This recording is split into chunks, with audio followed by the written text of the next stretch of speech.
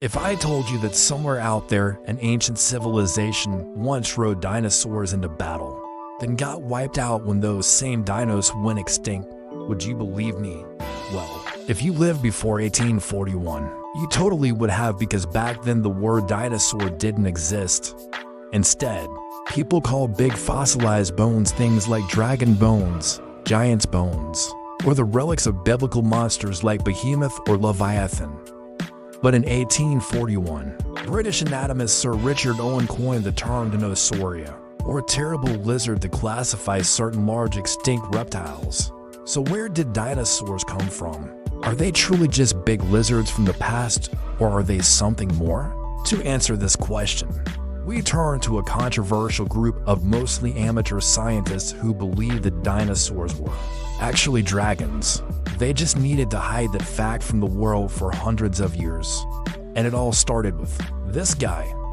This is George McGimsey, and he is a self-taught paleontologist who believes that dragons really existed. And I know what you're thinking. Dragons are obviously make-believe creatures. Everyone knows that. And sure, maybe you've heard of that they were actually just really big lizards explanation. But think about it. If people had no idea how big lizards could get until some huge fossils were unearthed in the 1800s, would they have created a bunch of myths and legends about giant lizards at the same time? Probably not. Okay, let's look at the evidence cited by the pro-dragon crowd. First up, dictionaries. Here are some old dictionaries. See, dragons are real.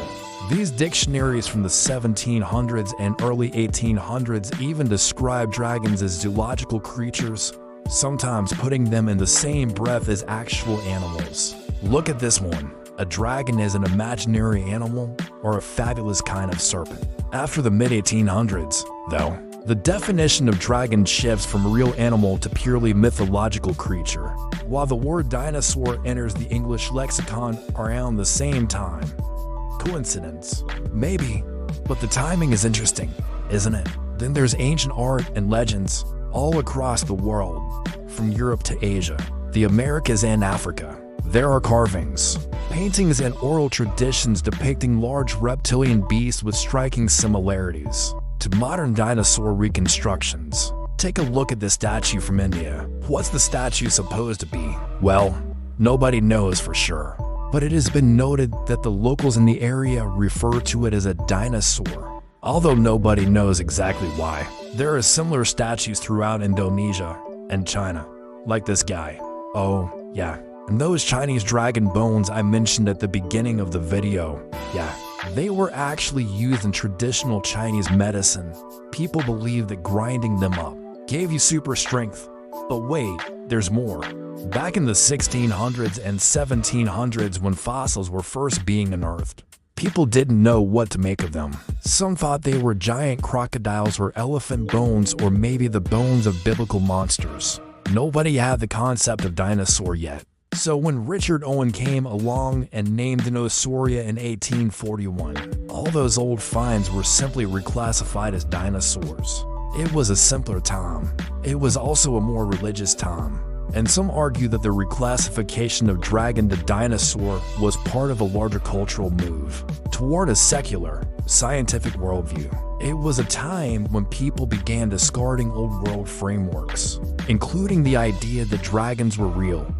This narrative shift led to the creation of a new story, the story of dinosaurs. A story taught to us in school that dinosaurs were big lizards, not dragons. And mainstream paleontologists agree that dragons are purely mythological. They say that similarities between dragons and dinosaurs are just the result of the human imagination, perhaps inspired by fossil finds or by living animals like crocodiles and monitor lizards. But what do you think? Could dinosaurs really have been dragons? Or is that just a crazy theory dreamed up by some amateur scientists? Let me know your thoughts down below. As always, thanks so much for watching.